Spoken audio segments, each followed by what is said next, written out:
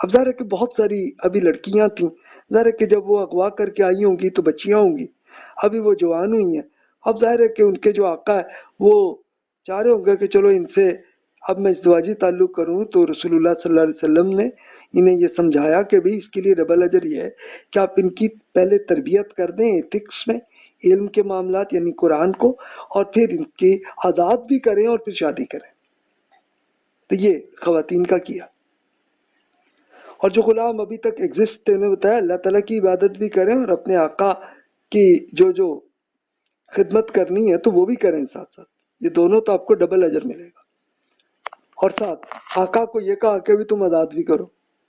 یہ چیز ہے۔ تو اس سے دیکھیں کہ رسول اللہ صلی اللہ علیہ وسلم نے کیسے تربیت ہوئی اور اس کا پھر رزلٹ کیا آنے لگا۔ اچھا، اب یہ تھوڑا یہ آتا ہے کہ بھی یہ جو آزاد خواتین کی شادی اور لونڈیوں کی شادی دونوں میں فرق کیا ہوتا تھا، تو یہ میں عرض کر دوں کہ میاں بیوی کا تعلق ایک معاشرتی اور قانونی عمل کے نتیجے میں نکاح میں آتا ہے نا، تو اس سے ہی یہ ہوتا ہے، لیکن آقا اور لونڈی کا جو تعلق تھا تو یہ معاشرتی اور قانونی عمل کے نتیجے میں آٹومیٹیکلی یہ ہو جاتا تھا کہ جو بھی جس کی لونڈی ہوئی تو آٹومیٹیکلی وہ ازدواجی تعلق کر سکتے تھے، کرنا چاہیں تو، نہ کرنا چاہیں تو وہ لونڈی کی بے شک کسی اور سے شادی کرا لیں، وہ کر سکتے تھے۔ اچھا، بیوی سے ازدواجی تعلق کے لیے ایک شخص محسن یعنی بدکاری سے محفوظ آدمی ہو، وہ شادی، یہ آج کل بھی ایسے ہی ہوتا ہے کہ کوئی آدمی بھی اپنی بیٹی کی شادی اگر کرنے لے تو وہ اس لڑکے کو ضرور دیکھ لیتے ہیں، چیک کر لیتے ہیں کہ بھی یار کوئی ایسی حرکتیں تو نہیں کرتا، اور سیم اسی طرح کہ اپنے بیٹے کی شادی کر رہا ہے تو وہ بیٹی کو اس کو بھی پہلے وہ دیکھ لیتے ہیں کہ بھی ان کی تربیت صحیح ہے۔ لیکن لونڈی سے ازدواجی تعلق قائم کرنے کے لیے ایک شخص ایک محسن قرار پاتا تھا، یعنی کہ ٹھیک ہے، ظاہر ہے کہ قانونی طور پر لونڈی کا حالت بھی بالکل اس کی بیگم جیسی ہو جاتی تھی، تو اس سے اس کے لیے یہ سمجھا جاتا تھا کہ ٹھیک ہے جناب وہ تو ہیں پاک۔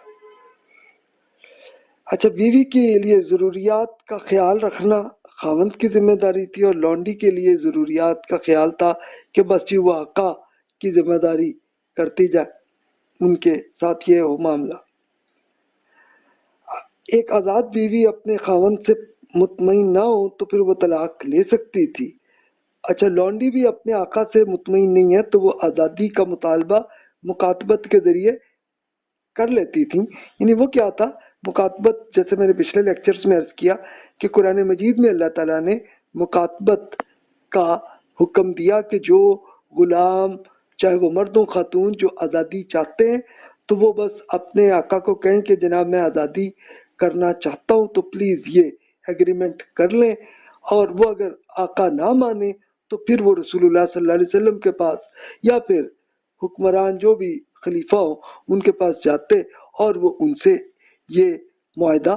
حکومت کر لیتی، اور اب اس کے لیے پھر وہ یہی ہوتا کہ اس کے لیے غلام نے کچھ پیمنٹ کرنی ہے، وہ پیمنٹ کہاں سے آتی، تو اس کے لیے جیسے وہ اعلان ہوتے مسجد میں پوری رقم مل جاتی اور وہ آقا کو کر کے آزاد خاتون بھی ہو جاتی، یا مرد ہے تو مرد بھی آزاد ہو جاتا، تو یہ مکاتبت تھی۔ تو یہ لونڈی بھی اسی طرح مکاتبت کر کے آزاد ہو جاتی تھی۔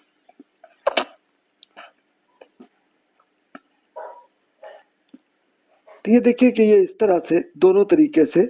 یہ معاملہ چل جاتا تھا۔ اگر خاتون پہلے سے شادی شدہ ہو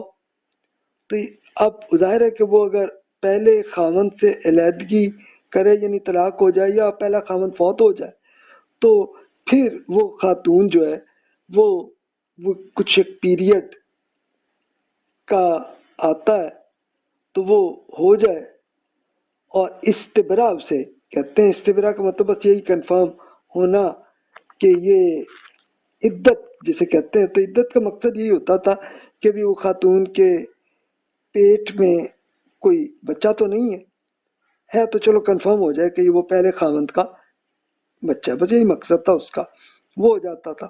اچھا لونڈی کے کیس میں بھی ایسا ہی ہوتا تھا کہ ظاہر ہے کہ اس کا اپنے آقا کے ساتھ ازدواجی تعلق ہوتا ہے، تو اب وہ اگر اس سے نکل کر دوسرے آقا کی طرف جائے تو اس کو بھی استبرا اس کو بھی کیا جاتا تھا۔ یعنی استبرا کا مطلب کیا کہ وہ بھی کچھ پیریڈز 2-3 مہینے کی پیریڈز دیکھ کے کنفرم ہو جائے کہ لونڈی کے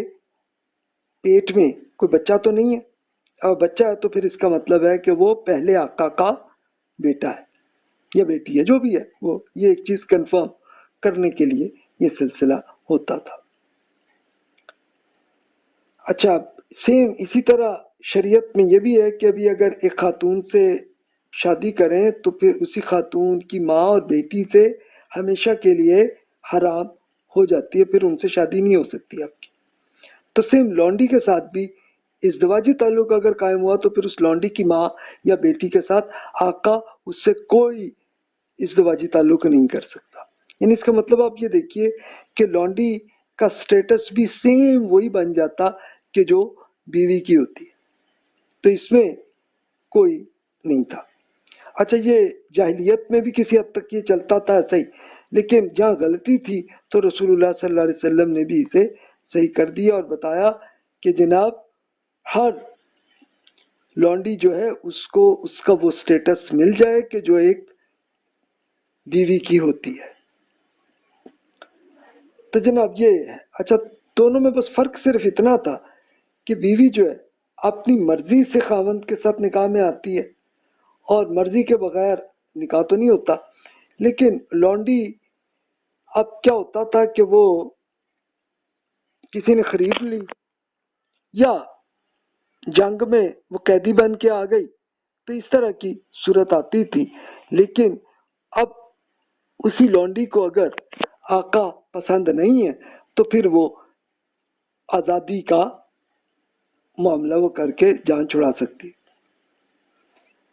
بیوی کا اگر اپنے خاوند سے بچہ ہو تو پھر تو اس میں کوئی قانونی معاملہ کرنے کی ضرورت ہی نہیں ہوتی کہ وہیں سے کنفرم ہوا کہ ٹھیک ہے جی اسی خاوند کا بچہ ہے، یعنی اس بچے کا باپ کون ہے ماں کون ہے کنفرم ہو جاتا ہے۔ لیکن لونڈی کے کیس میں یہ تھوڑا سا آ جاتا فرق کہ ظاہر ہے کہ وہ کسی اور طرف سے آئی ہے، تو اس لیے ان کو اس میں ام ولد کہا جاتا ہے کہ اگر لونڈی کا آقا سے ازدواجی تعلق اور بچہ پیدا ہو تو اس لونڈی کو ام ولد کا سٹیٹس مل گیا۔ ام ولد کا مطلب کیا ہے کہ یہ مکاتب کی طرح غلام اور آزاد کے درمیانی شکل میں آ جاتی، یعنی اب اس کا مطلب یہ ہے کہ وہ بالکل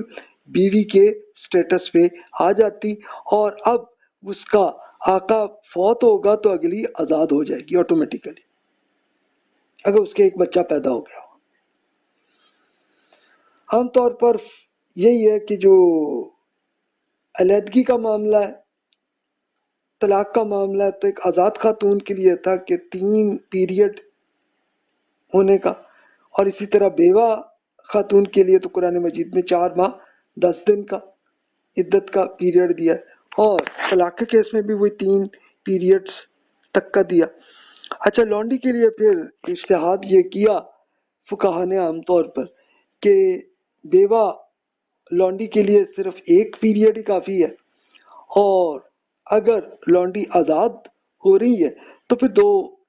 پیریڈ ہی کافی ہیں، یعنی ظاہر ہے کہ اتنے 1 یا 2 مہینے سے بھی کنفرم ہو جاتا ہے آزادی کے وقت بھی، ٹھیک ہے کہ بھی اس خاتون کیا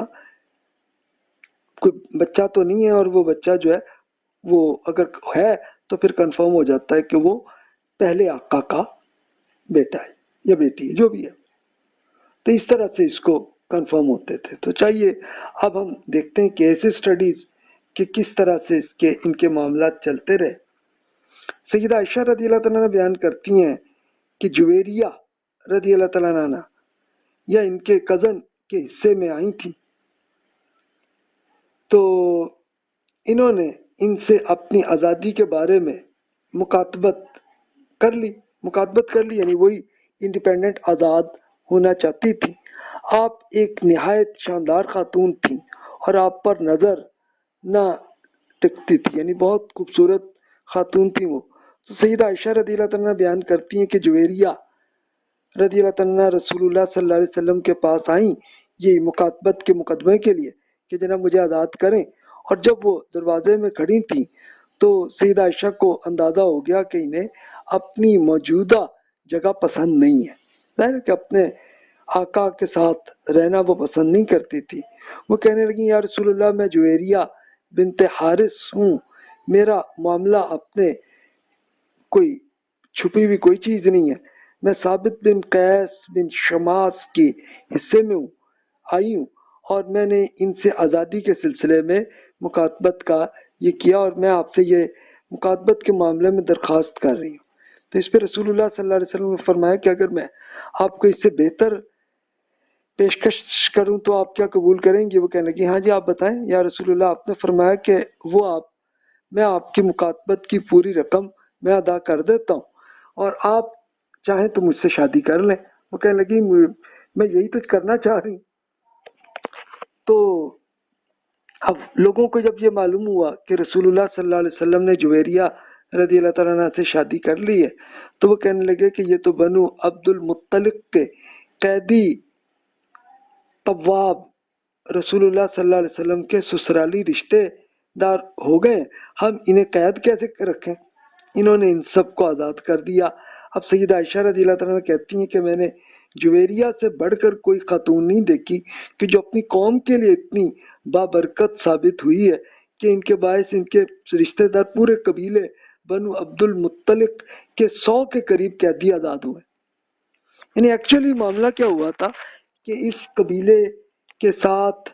جنگ ہوئی تھی رسول اللہ صلی اللہ علیہ وسلم سے، تو 100 کے قریب قیدی بنے جس میں جویریہ رضی اللہ تعالیٰ عنہ وہ بھی تھیں اسی۔ تو اب معاملہ تھا کہ اب قیدی کو کس کے گھر میں رکھنا ہے، تو اب سیدہ جویریہ رضی اللہ تعالیٰ عنہ اسی طرح آ گئی رسول اللہ صلی اللہ علیہ وسلم پہ کہ بھی یہ جن کے گھر میں آپ نے مجھے رکھا ہے ثابت بن قیس بھی مجھے پسند نہیں ہے، میں تو یہ آزادی چاہتی ہوں۔